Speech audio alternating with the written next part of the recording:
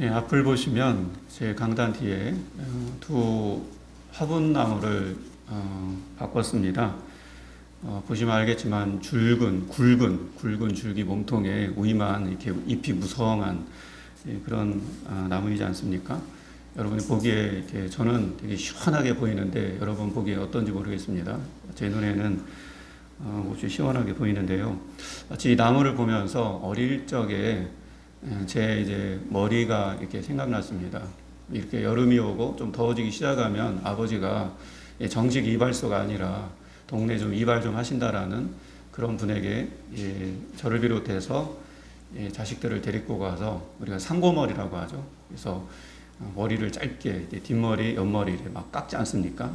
가위가 아니라 이게 이발 그 가위로 해서 막 깎고 마지막에 이제 이 위쪽만 머리를 조금 남기는 말이 깎는 거지 거의 밀어버린 거죠. 그래서 뒷머리, 옆머리 다 밀고 위만 좀 이렇게 남기는 그런 저희 어린 시절을 한번 떠올려 봤습니다. 더운 여름에 이렇게 좀 시원하라고 아버지께서 이제 깎아주신 거죠. 어제 화분나무를 이렇게 좀 고르는데 이 나무가 이렇게 딱 들어오더라고요.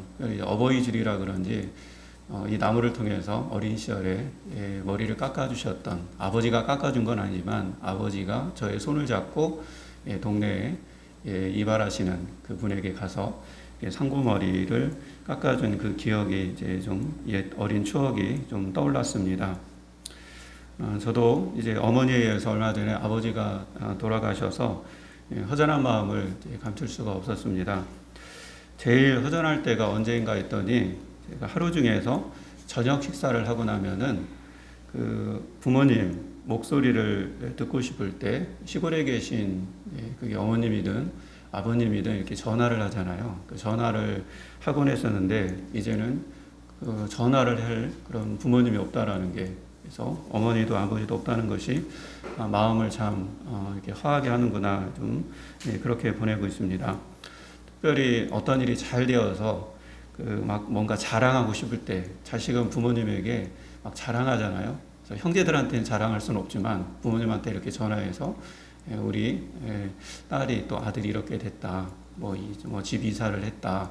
이렇게 부모님에게 막 이렇게 자랑을 하지 않습니까? 예.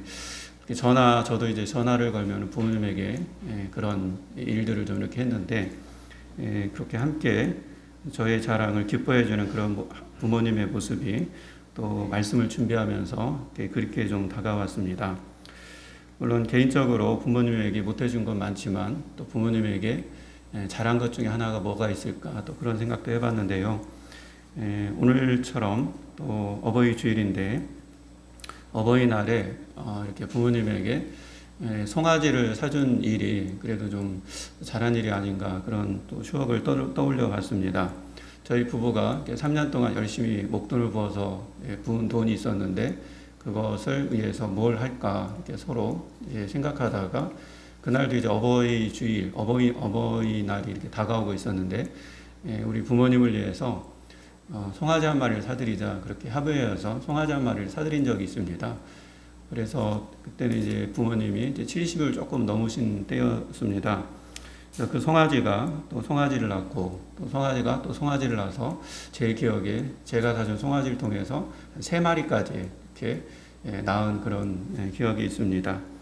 그래서 70세를 넘기신 두 분이 노년에 이렇게 좀 적적하지 말라고 어린 송아지하고 같이 놀으라고 그렇게 사드렸는데 어쨌든 지금 생각하니까 참 잘했다는 생각이 들고 거기다가 무려 3마리까지 이렇게 막 새끼를 낳으니까 노년에 부모님의 이런 노년의 즐거움 송아지를 보면서 또 송아지를 낳는 그 송아지가 송아지를 낳는 즐거움에 또 함께 할 수 있어서 참 그 시절이 참 감사한 일이었구나 하는 그런 생각을 해봤습니다. 매년 어버이주를 맞으면 부모 공경에 대한 말씀을 함께 나누는데 이번 어버이주일은 제게도 이제 부모님이 없기 때문에 부모님이 없는 그런 주일을 보내고 있어서 아쉬움과 또 허전함이 있지만 그러면서도 부모 공경에 대한 귀함을 또 한 번 더 생각해보는 그러한 특별함이 있는 것 같습니다. 공자가 효라는 것을 상강오륜에서 가르칠 때 효는 자식이 부모를 공경하는 것이다. 그렇게 간단하게 얘기합니다. 자식이 부모를 공경하는 것이다. 또 그의 제자인 맹자는 반대로 불효에 대해서 이렇게 5가지를 얘기하고 있습니다. 첫째가 게을러서 부모님을 섬기지 못하는 것이 불효다. 또 둘째는 도박이나 잡기, 음주 등을 즐기는 중에 부모님을 섬기지 못하는 것이 불효다. 세 번째로는 구두쇠가 되어서 부모 대접도 못하여 잘 섬기지 못하는 것이 불효다. 돈을 아무리 벌면 뭐합니까? 그 돈을 가지고, 그 물질을 가지고 부모를 섬기지 못하는 그런 자식도 있다는 겁니다. 네 번째로 부모님의 체면을 손상시키는 일이다. 뒤에 나오겠지만, 뒤에도 말씀드리겠지만 부모님의 체면을 손상시키는 일도 참 많은 것 같습니다. 다섯 번째로 불량배들과 어울리면서 부모의 신병까지 의협이 미치게 하는 것이 이제 불효다. 그렇게 맹자는 이 불효에 대한 5가지를 말했다고 합니다. 이렇게 부모님을 소중히 여기면서 또 정성으로 섬기는 것이 효고, 또 그렇지 않으면 불효가 된다는 겁니다. 오늘의 시대에 일어나는 부모와 자식 간의 이 불편하고 원수된 관계들이 우리 마음을 이렇게 무겁게 하기도 하지만, 작년에도 제가 말씀드린 것 같은데 이 어버이 주일에 부모와 자식 간의 관계가 이제 어떠했는지를 한자의 기원을 이제 보게 됩니다. 늙은 어머니를 모시고 나무를 팔아 이제 생계를 유지하는 아들이 있었습니다. 해가 지도록 아들이 돌아오지 않자 어머니는 애타는 마음으로 동구 밖에 있는 나무 위에 올라서서 이제 기다립니다. 나무 위에 오르면은 아들이 이제 오는 것을 좀 더 이제 이렇게 확인하지 않습니까? 밑에 서는 것보다 이제 위에 올라가면 더 잘 보이니까 조금이라도 아들이 이제 오는 것을 더 확인하고 싶어서 어머니께서는 나무 위에 올라갔던 것입니다. 그래서 생긴 글자가 자녀를 걱정하는 마음으로, 자식을 걱정하는 마음으로 나무 위에 올라서서 아들을 기다리며 바라보는 그 어머니의 모습을 본떠서 만든 글자가 바로 어버이 친자입니다. 제가 이렇게 해왔는데 설 입자에다가 나무 목자에다가 볼견자 그대로 이제 이어지지 않습니까? 나무 위에 어머니께서 올라가셔서 아들이 언제 오나 그렇게 보는, 그것이 이제 다 합해져 가지고 어버이 이렇게 친자 이렇게 만들어진 것이죠. 이런 어머니, 이런 부모님 앞에 또 나무를 팔아서 어머니가 이제 좋아하시는, 자식 입장에서는 어머니가 좋아하시는 반찬을 사랴, 또 선물도 사랴, 그래서 조금 늦게 온 거거든요. 이렇게 늦게 왔는데 날씨도 추운데 밖에 나와서 그것도 나무 위에서 자신을 기다리는 어머니께 이제 딱 만나니까 너무너무 미안하고 죄송한 겁니다. 그래서 어머니를 보자마자 그 자식이 뭐라고 했습니까? 어머니 제 등에 업히세요. 그렇게 이제 말을 했다고 합니다. 그래서 늙으신 그 어머니를 등에 업고 이제 집에 돌아갑니다. 한자도 그렇지 않습니까? 우리가 효도 효자라는 게 바로 늙을로, 즉 늙으신 우리 부모님을 아들이 업고 가는, 등에 업고 가는 그런 의미가 이제 담겨 있는 거죠. 그래서 효도 효자가 이제 한자의 기원으로 우리가 알 수가 있습니다. 다시 한번 한자의 기원을 보면서 오늘날 부모 자식 간의 관계가 어떠해야 하는지를 생각하게 됩니다. 지금으로부터 3,500년 전에 이스라엘 나라 지도자 모세가 시나산에서 하나님께 이제 십계명을 받습니다. 여러분이 잘 아시는 대로 십계명은 1계명에서부터 4계명까지는 하나님에 대하여서 어떻게 섬기라는 그런 계명을 주고 있습니다. 그리고 5계명부터 10계명까지는 인간에 대해서는 어떻게 해야 되는지의 계명을 우리에게 주고 있습니다. 그런데 그 인간에 대한 계명 중에 제일 첫 번째 나온 게 바로 내 부모를 공경하라. 부모 공경, 이 효에 대한 계명을 주고 있다는 것을 우리가 주목할 필요가 있습니다. 모세가 이제 1500년 전 사람인데요. 앞서 말한 이 공자, 효에 대해서 강조했던 그 공자 같은 경우는, 또 맹자 같은 경우는 BC 500년 전후 사람이거든요. 그러니까 모세에게 십계명을 준 게 BC 1500년이니까 이제 1000년이 앞서서 이 부모 효, 이 부모를 공경하라는 것을 1000년에 더 앞선 말씀으로 우리가 성경에서 이제 만날 수가 있습니다. 그렇다면 부모를 공경하는 일이 이게 왜 중요한가? 오늘 잠깐 말씀을 좀 나눠보려고 합니다. 첫 번째로 부모 공경은 자기 존재의 근본, 자기 존재의 근본에 대한 이 경외심과 존경을 표현하는 것입니다. 이런 부모 공경, 뿌리 없는 나무는 여러분 없지 않습니까? 뿌리 없는 줄기도 없고 뿌리 없는 열매도 없습니다. 뿌리 없이는 그 어떤 것도 시작이 불가하다는 것입니다. 그래서 성경에서 이렇게 부모라고 얘기할 때 우리가 부모라고 하면 나를 낳아주신 분, 그 안에서만 생각하지만 성경에서 부모라고 했을 때 그 부모는요, 우리의 앞선 선조 전체를 가리킬 때가 이제 많습니다. 그래서 부모는 부모라는 그 뜻 속에는 앞선 자라도 있지만 앞선 자 그런 뜻도 있고 또 권위자, 또 주권자, 위에 있는 자 이제 그런 뜻을 담긴 게 바로 성경에서 말하는 부모의 그러한 뜻입니다. 그래서 마태복음 1장 1절에 아브라함과 다윗의 자손 예수 그리스도의 계보라 이렇게 얘기했을 때 아브라함과 다윗의 자손, 이 자손이라고 했을 때 여기에서 이 자손이란 말은 이제 부모를 말하고 앞선 그런 선조들을 가리키는 그런 말이라고 할 수가 있습니다. 너희들이 말하는 예수 그리스도의 계보 속에서 너희 선조 전체를 한번 보라는 겁니다. 그런 의미가 있고 또 사도행전 7장 2절에 보면 스데반이 설교할 때 너희 조상 아브라함이 이제 그런 표현을 쓰고 있는데 여기서 조상이란 말도 원문에 보면 아버지란 말로 되어 있습니다. 그러니까 부모라는 말로 되어 있습니다. 그러니까 너희 부모 아브라함이, 너희 아버지 아브라함이 이런 식으로 이제 해석할 수가 이제 있다라는 것이죠. 다시 말하면 이제 부모를 뜻하는 겁니다.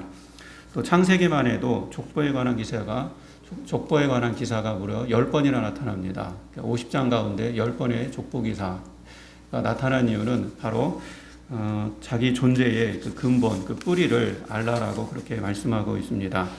특별히 예수님은 기도를 가르쳐 주실 때 하늘에 계신 우리 아버지라고 그렇게 부르고 있습니다. 여기에서 이 아버지는 영적인 모든 것에 이제 부모를 가리키면서 앞서 말한 앞선자, 또 권위자, 또 주권자, 위에 계신 자의 의미를 이제 다 포함하고 있는 것입니다. 이는 태초로부터 천지를 창조하시고 또 사람을 만드신 하나님을 우리가 잊지 말아야 한다는 것을 이제 말씀하고 있습니다. 그런데 자식을 향한 부모의 마음 가운데, 여러분 자식을 향해서 부모가 하는 행위 가운데 어떤 것이 있나 우리가 좀 보면은 자식에 대해서 부모는 항상 사랑이 있는 거죠. 자식에 대해서 관심이 있는 거죠. 자식에 대해서 때로는 희생이 있습니다. 그런데 이것만 있는 것이 아니라 부모는 자식에게요 명령도 합니다. 때로는 책망도 합니다.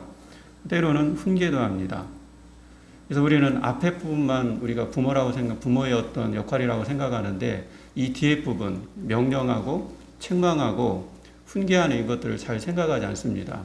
정말 제대로 된 부모라면 이렇게 훈계하고 명령할 줄 알아야 되고 책망할 줄 알아야 된다는 거죠. 그래서 세상에서 불행한 사람 중에 하나가 누구냐면은 바로 이 명령하는 자가 없는 사람이라고 그렇게 말을 합니다. 부모 없는 자식이라든가 통치자 없는 그런 백성이라고 그렇게 얘기합니다. 명령이 없는 거죠. 그래서 하나님 없는 그런 사람이 바로 불행한 사람이라는 겁니다. 그래서 성경은 하나님 없는 그런 삶, 하나님 없는 백성은 방자하다. 명령을 받지 못하는 사람은, 이런 훈계를 받지 못하는 사람은, 이런 교훈을 받지 못하는 사람은 결국에는 이 방자한, 그러니까 무례하고 건방진 그런 뜻이 이제 방자하다는 뜻인데, 방자한 삶을 살게 된다는 것입니다. 그래서 이스라엘 백성이 이를 잘 보여주지 않습니까? 그들이 명령자이신 하나님의 말씀을 잘 들으면은 그들이 인생 광야 속에서도 잘 걸어가지만 그의 그 명령 앞에 그들이 거역을 하면은 인생 가운데 방황하는 것을 우리가 성경을 통해서 이제 만나게 되는 것입니다. 그래서 명령하신 그 하나님의 말씀을 잘 듣고 그들은 결국 과정은 힘들었지만 결국에는 가나안 땅, 그 약속의 땅, 가나안 땅에 들어가는 것을 우리가 이제 볼 수가 있습니다. 오늘 본문 가운데도 부모를 공경을 하는 것은 하나님의 명령으로 되어 있습니다. 여러분 이 명령 앞에 공경이라는 히브리어 단어를 찾아보니까 카베드라고 해서 이게 뭔가 했더니 사람의 내장에 있는 간장이라고 합니다. 행경막 밑에 간장이라는 그 그 인체 가운데 간장이라는 이 기관이 있는데 이 장기가 우리 내장에 있는 것 중에 가장 무겁다고 합니다. 이제 그런 뜻을 이제 공경이라는 단어에 지금 단어를 쓰고 있다는 거죠. 그래서 인체의 내장 가운데 가장 무겁다고 하는 이 간장이라는 단어를 통해서 내 부모를 공경하라. 그렇게 쓰고 있다는 건 뭐냐면 부모를 공경하는 것을 그만큼 무겁게 여겨야 된다. 무겁게 여겨야 된다. 너의 이 모든 것 가운데 가장 무거운 이 간장을 여기다 썼다는 것은, 카베드라는 단어를 썼다는 것은 그만큼 부모 공경하는 것을 무겁게 여기라는 그런 뜻을 담고 있습니다. 즉 부모님의 교훈이라든가 명령이라든가 부탁이라든가 이러한 그 요구 이런 것들을 몸의 간장처럼 소중히 여기고 귀히 여기고 무게 있게 여기라는 그런 말씀입니다. 그래서 우리가 여기까지 온 것은 육적인 부모님의 명령. 여러분 우리가 정말 여기까지 오면서 부모님들이 얼마나 이렇게 하라 저렇게 하라 그렇게 했습니까? 그런데 오늘 이렇게 말씀을 제가 준비해 보면서 정말 부모님이 나에게 이게 명령을 했다는 게 이런 게 복이구나. 정말 명령 없는 그런 삶을 살았다는 것이, 특별히 더 나아가서 영적인 우리 하나님 아버지께서 우리에게 이제 명령하지 않습니까? 말씀을 통해서 명령하는데 이제 이게 복이라는 거죠. 그런 이렇게 지나고 나면 우리가 여기까지 온 것은 누군가의 그런 명령 속에서 우리가 여기까지 이제 왔다라는 거죠. 그래서 명령하면은 왠지 우리가 싫은 좀 거부되는 그런 단어로 들리지만 성경은 그렇지 않습니다. 부모와 자식 간에 궁극적으로 나아가서 하나님 아버지와의 나와의 관계 속에서 이 명령과 훈계와 뭔가 가르치려고 하는 그런 책망들 이런 것들을 굉장히 소중하게 이제 보고 있다는 것입니다. 그런 면에서 여기까지 우리가 온 것은 이런 육적인 부모님의 명령 속에였었구나. 또 궁극적으로는 영원한 그런 부모이신 우리 하나님의 명령으로 인해서 저와 여러분이 여기까지 왔다는 것입니다. 그러므로서 우리가 어찌 이 부모님에게 또 영원한 우리 부모이신 하나님 앞에 감사하지 않을 수 있겠습니까? 또 어찌 존경하지 않을 수 있겠습니까? 어찌 그분을 또 이제 경외하지 않을 수 있겠습니까? 나를 여기까지 있게 해준 부모님께 감사와 존경을, 더 나아가서 모든 부모의 근원이 되시는 하나님께 또 경외심을 갖는 우리 모두가 되기를 주의 이름으로 축원합니다. 두 번째로 부모 공경은요, 축복의 통로가 된다는 겁니다. 출애굽기 20장과 또 신명기 5장에 보면은 오늘도 말씀도 그렇지만 내 부모를 공경하라. 나 여호와가 내게 준 땅에서 내 생명이 길리라 라고 그렇게 말씀하고 있습니다. 유정호 원사님도 기도도 그렇게 해주셨지만 우리가 부모님을 공경하면 여호와가 내게 준 땅에서 내가 내 생명이 길고 복을 누리리라 이제 그렇게 말씀하고 있다는 겁니다. 또 오늘 본문에도 5장에 보니까 내 아버지와 어머니를 공경하라. 이것이 약속 있는 첫 계명이다. 약속 있는 첫 계명이니 이는 내가 잘 되고 땅에서 장수하리라 그렇게 말씀하고 있습니다. 이것은 성경은요, 자식의 축복을 누가 하냐면 부모가 한다는 겁니다. 그럼 부모의 이 축복이 그만큼 중요하다는 겁니다. 부모가 자식을 축복한다는 겁니다. 성경을 좀 찾아보면 노아가요, 셈과 야벳을 축복했습니다. 아브라함이요, 이삭을 축복했습니다. 또 이삭이 야곱을 축복했습니다. 야곱이 특별히 12아들 중에 유다를 많이 축복하고 또 요셉을 축복하고 또 요셉의 아들들을 이제 축복하는 것을 우리가 창세기에서 만날 수가 있습니다. 그리고 놀라운 건 그 부모의 축복한 대로 그들이 복을 받았다는 것입니다.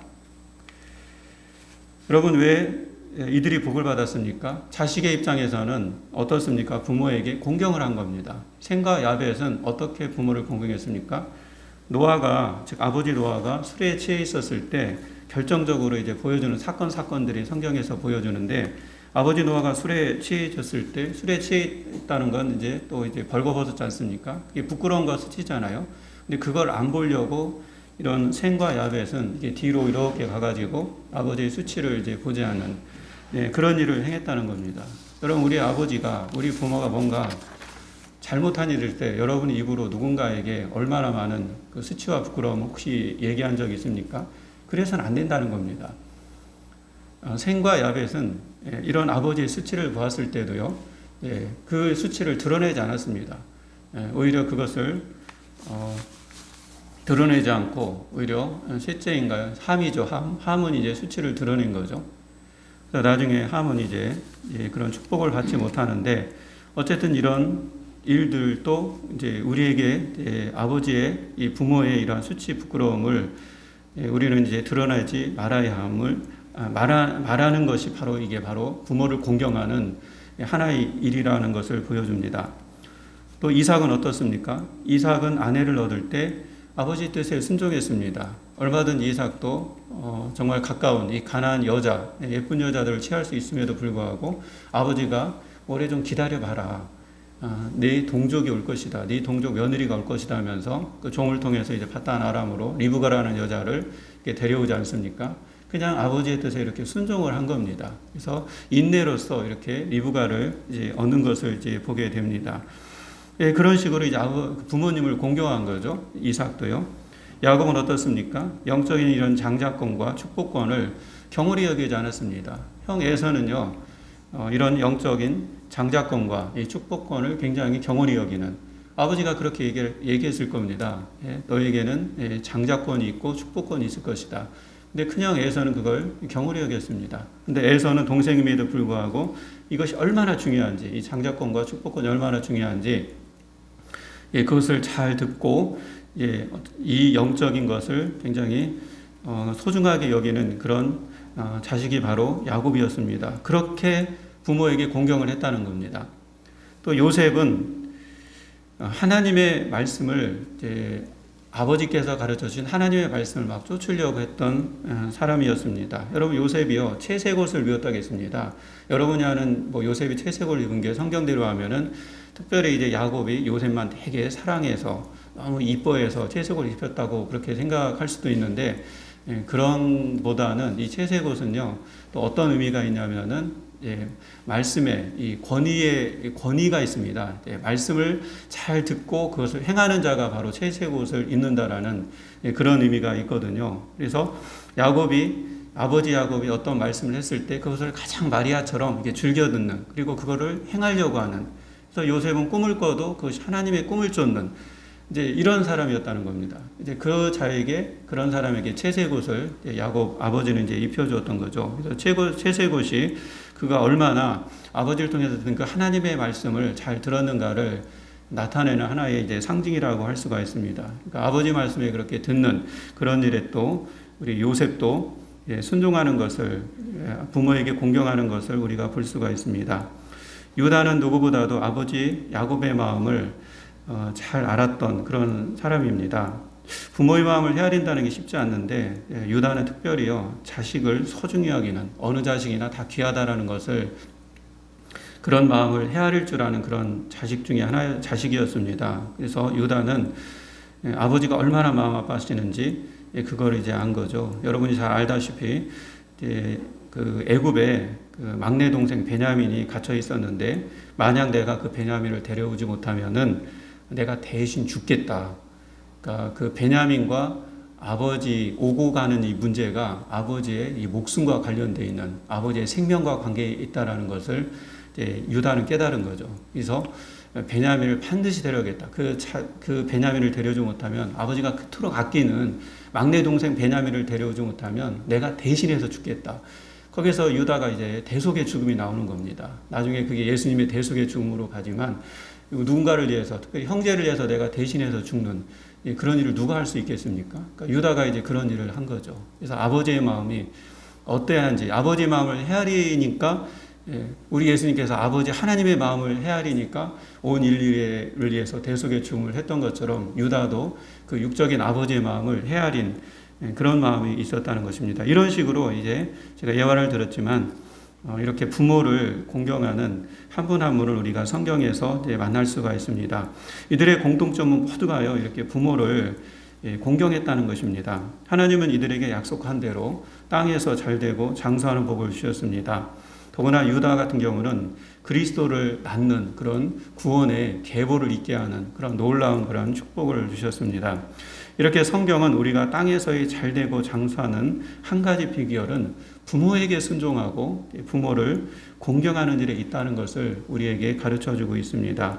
이를 믿음으로 받는 우리 모두가 되기를 다시 한번 주의 이름으로 축원합니다. 마지막 세 번째로요, 부모 공경은요, 사회의 모든 근간이 된다는 겁니다. 부모를 공경하는 것은요, 여러분 도덕도 아니고요, 뭐 상 받을 일도 아닙니다. 오늘 성경에 보면요, 부모 공경은 하나님의 명령입니다. 내가 부모를 공경한다고 해서 그게 뭐 칭찬받을 일이냐, 상 받을 일이냐, 그게 아니라는 겁니다. 하나님의 절대적인 그런 명령으로 되어 있음을 우리가 성경을 통해서 보게 됩니다. 여러분, 계명이라는 것은 선택의 여지가 없습니다. 부모를 공경하고 공경 않고 이게 선택이 아니라는 겁니다. 그냥 하나님의 절대적 명령입니다. 부모를 공경하라는 겁니다.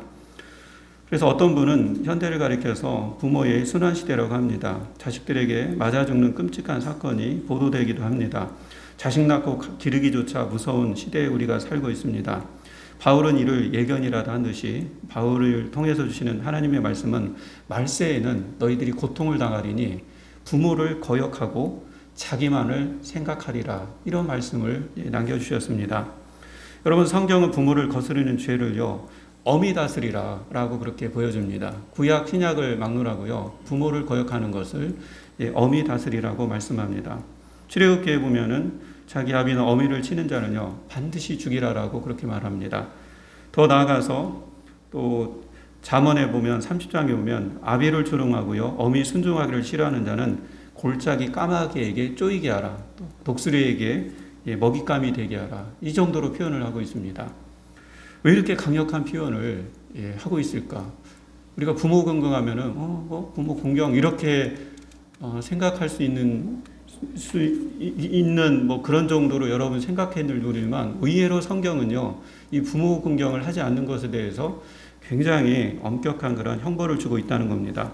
신명기 21장 18절에 보면 더 두려운 말씀이 있는데, 자식이 부모를 공경하지 않아요? 그러면 부모가 그 자식을 끌어와서 뭐 그렇게 얘기하라는 겁니다. 내 자식이지만 이 자식은 완악하고 말을 순종하지 아니하고 방탕하여서 도저히 안 되겠습니다. 여러분 성읍 사람들 여러분이 돌을 가지고 내 자식을 쳐 죽이십시오. 오히려 부모가 나서 가지고요 자식을 죽여달라고 그렇게 하라고 그렇게 하나님께서 명하십니다. 이게 얼마나 강력한, 다른 사람이 내 자식을 주는 게 아니라 부모가 나서서 자식을 죽이라, 그렇게 또 신명기 21장에 그렇게 나오고 있습니다. 이와 같이 불효의 죄, 이 부모 공경을 하지 않는 죄는요 굉장히 크다는 것이고 형벌이 이렇게 엄하다는 것을 보여줍니다.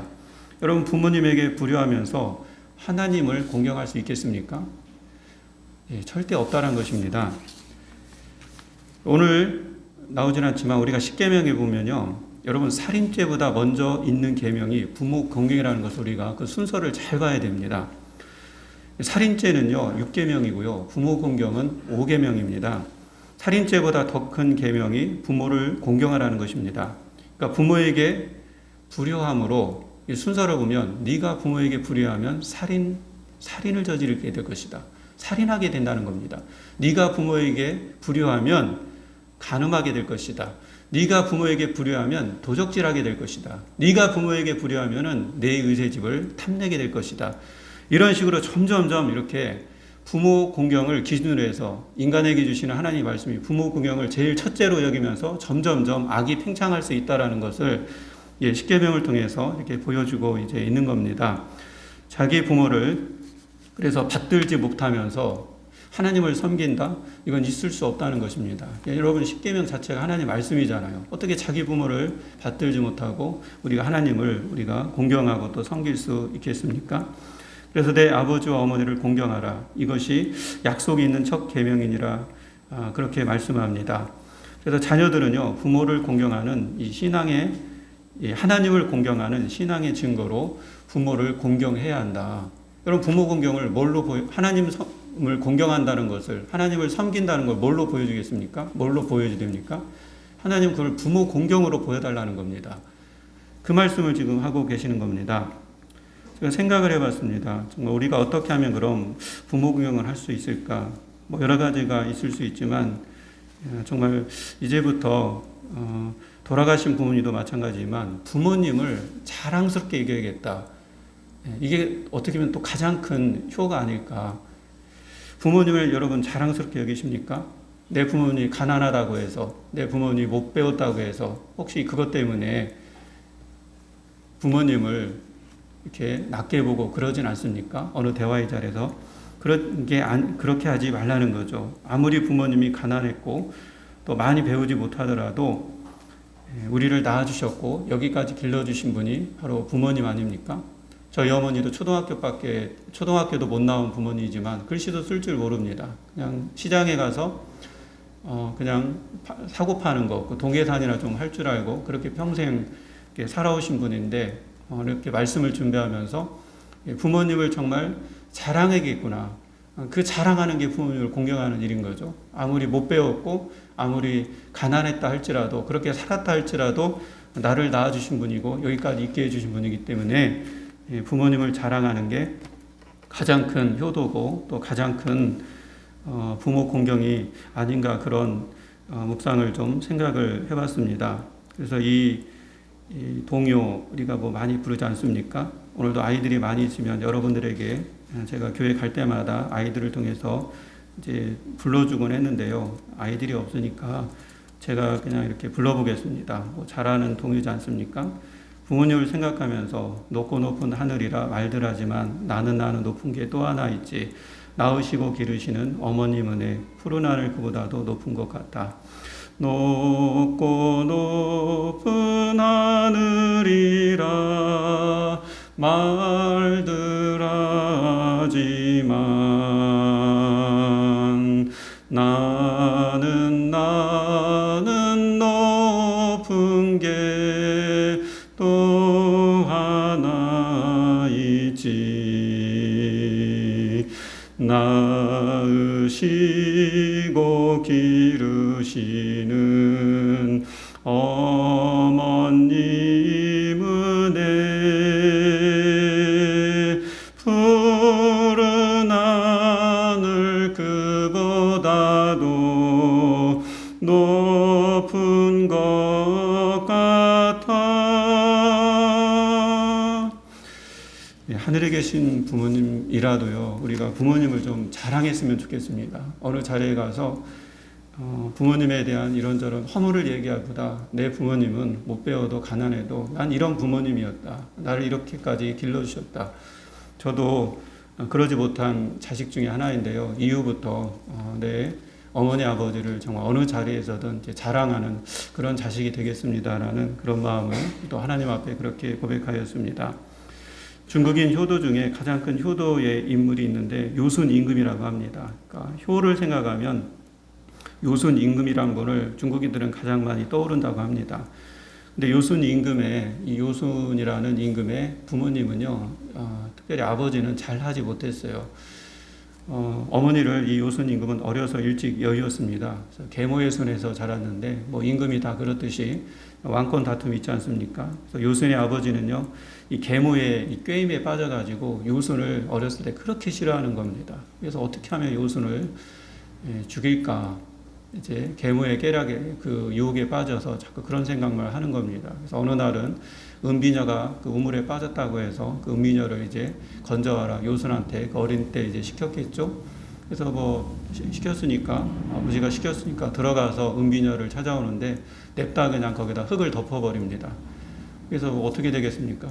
죽을 수밖에 없는 거죠. 근데 다행히 그 우물 가장 밑바닥에 구멍이 뚫려가지고 웬일인지 그 구멍이 또 이렇게 우위로 연결돼가지고 살아날 수 있었습니다. 그래서 요순이 그렇게 또 살아나고 또 한 번은 이제 지붕에 올라가서 일을 하는 그런 때가 있었는데 이게 또 죽이려고 또 밑에서 그냥 불을 지른 겁니다.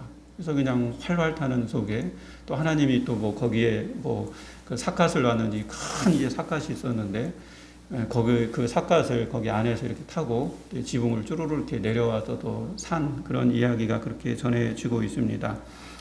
그러면서 하는 말이 내가 꼭 살아야 하는 이유 그거에 대해서 요순이 얘기했는데 내가 죽으면은 불효가 된다 그렇게 얘기했다고 합니다. 왜냐하면 아버지는 내가 죽으면 아들 죽인 아들 죽인 아버지로 그렇게 아버지를 사람들이 볼 거 아니냐.